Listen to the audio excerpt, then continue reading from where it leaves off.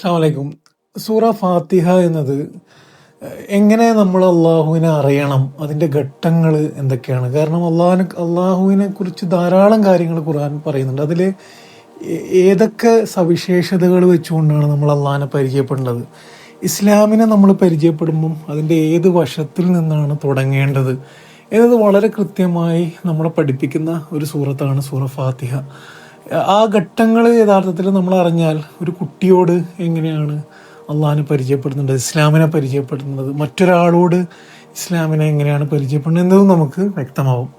ഫാത്തിഹയുടെ തുടക്കം അൽഹംദുലില്ലാഹി റബ്ബിൽ ആലമീൻ എന്നുള്ളതാണ്.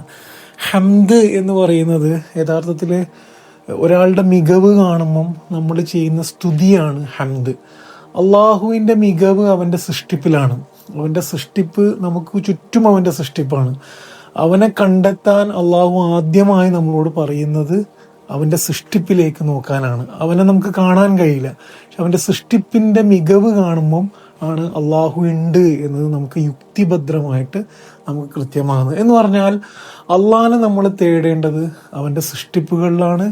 ആദ്യമായി അള്ളാഹുവിനെ നമുക്ക് മനസ്സിലാകുന്നത് അവൻ്റെ സൃഷ്ടിപ്പുകളിലാണ്. അതാണ് അൽഹംദുലില്ലാഹി റബ്ബിൽ ആലമീൻ.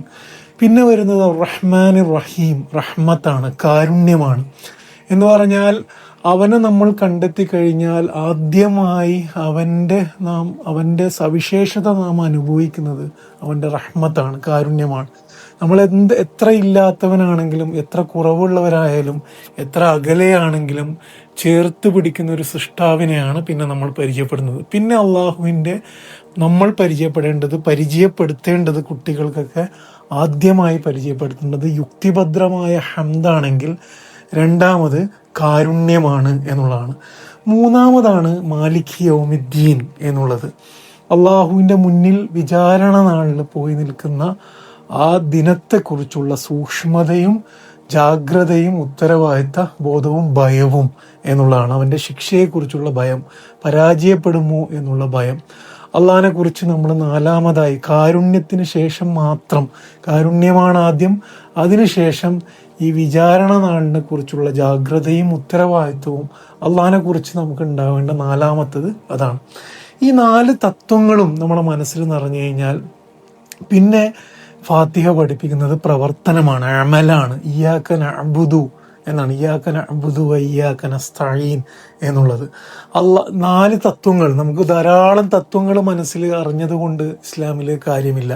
കുറേ തത്വങ്ങൾ, കുറേ അറിവുകൾ ഉള്ളതുകൊണ്ട് ഇസ്ലാമിൽ കാര്യമില്ല. ഇസ്ലാം കൃത്യമായി പറയുന്നത് തത്വം നമ്മുടെ മനസ്സിൽ നിറഞ്ഞു കഴിഞ്ഞാൽ അത് പ്രയോഗത്തിലൂടെ ജീവിതത്തിൽ കാണണമെന്നുള്ളതാണ്. അതാണ് ഇബാദത്ത് എന്നുള്ളത്.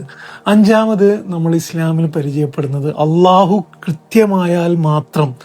ആദ്യം തന്നെ അമലുകളിലേക്ക് പോകുന്നു, ആദ്യം തന്നെ പ്രവർത്തനങ്ങളും നിയമങ്ങളും പരിചയപ്പെടുന്നു എന്നുള്ളതാണ് നമ്മളെ പ്രശ്നം. നിയമം തന്നവനെ കൃത്യമായി കഴിഞ്ഞാൽ അത് കൃത്യമായി നിൽക്കുമ്പോഴാണ് പിന്നെ അമലുകൾ, പ്രവർത്തനത്തിലൂടെ ആ അറിവിനെ നമ്മൾ പ്രാവർത്തികമാക്കുന്നു എന്നുള്ളത്. ഇതിന്റെ ശേഷം പിന്നെ നമ്മൾ പറയുന്നത് ഇഹ്ദിന സിറാത്തൽ മുസ്തഖീം എന്നുള്ളതാണ്. എന്ന് പറഞ്ഞാൽ നമുക്ക് അറിവുണ്ട്, നമ്മൾ പ്രവർത്തനം ചെയ്യാൻ തയ്യാറാണ്, പ്രവർത്തനം ചെയ്യുന്നുമുണ്ട്. ഇതൊക്കെ ഉണ്ടായാൽ പോലും അള്ളാഹു തീരുമാനിക്കാതെ, അവൻ്റെ ഇച്ഛയില്ലാതെ, അവൻ അനുഗ്രഹിച്ചാലല്ലാതെ, അവൻ വഴികാട്ടിയാലല്ലാതെ വഴി കണ്ടെത്താനുള്ള കഴിവ് നമുക്ക് സ്വയം തന്നെ ഇല്ല എന്ന് നമ്മൾ നമ്മളോട് തന്നെ പറയുകയും ആ തിരിച്ചറിവിൽ നിന്നും അവനോട് നിരന്തരം എല്ലാ നിമിഷവും പ്രാർത്ഥിക്കുന്ന ഒരു പ്രാർത്ഥനയാണ് അള്ളാഹുവെ സിറാത്തൽ മുസ്തഖീമിൽ എന്നെ ആക്കണേ എന്നുള്ളത്. ഇതൊരു തിരിച്ചറിവാണ്. എന്ന് വെച്ചാൽ ജീവിതത്തിൽ എല്ലാ നിമിഷവും ശരിയായ പാതയിൽ ഉണ്ടാകണമെങ്കിൽ അവൻ്റെ കൈ പിടിക്കാതെ കഴിയുകയില്ല എന്ന പ്രാർത്ഥനയാണ് ഇഹ്ദിന സിറാത്തൽ മുസ്തഖീം. പിന്നീടുള്ള ആയത്തുകൾ എന്ന് പറയുന്നത് പിന്നെ ആരാകണം ആരാകരുത് എന്നുള്ള മാതൃകയാണ്. എന്ന് പറഞ്ഞാൽ ഖുർആൻ നമ്മൾ വായിക്കുമ്പം, ഇസ്ലാം നമ്മൾ മനസ്സിലാക്കുമ്പം വലിയൊരു ജീവിത വെല്ലുവിളി ഏറിയ ഒരു ജീവിതമാണത് പരിചയപ്പെടുത്തുന്നത്. നിരന്തരം വെല്ലുവിളികളെ മറികടന്നുകൊണ്ട് അവൻ്റെ മാർഗത്തിൽ നിൽക്കാനുള്ള ധാരാളം ഉപദേശങ്ങളും നിർദ്ദേശങ്ങളുമാണ് നമ്മൾ ഖുർആനിലും ഇസ്ലാമിലും കാണുന്നത്.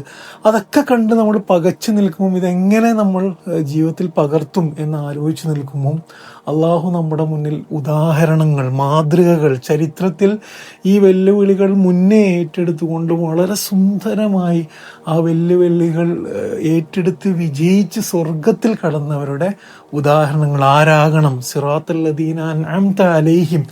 അൻഅംത അലൈഹിം എന്നുള്ളത് ഖുർആൻ മറ്റൊരിടത്ത് വിവരിക്കുന്നത് ആരാണ് എന്ന് പറയുന്നുണ്ട്. അത് പ്രവാചകന്മാരാണ്, ശുഹദാക്കളാണ്, സിദ്ദീഖുകളാണ്.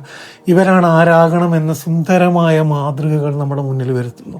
അതിനുശേഷം ആരാകരുത്, ഗൈറിൽ മഗ്ലൂബി അലൈഹിം വലല്ലാലീൻ എന്നുള്ളത്. ചരിത്രത്തിൽ നമ്മൾ ഈ വെല്ലുവിളി ഏറ്റെടുക്കുമ്പം തെറ്റായ നിലപാടുകളെക്കുറിച്ച് വളരെ കൃത്യമായും ഫാത്തിഹ പറയുന്നു. അപ്പോൾ മൊത്തത്തിൽ ഫാത്തിഹ മാത്രം എടുത്ത് നമ്മൾ പഠിച്ചാൽ ഇസ്ലാമിനെ തന്നെ നമുക്ക് മനസ്സിലാവും.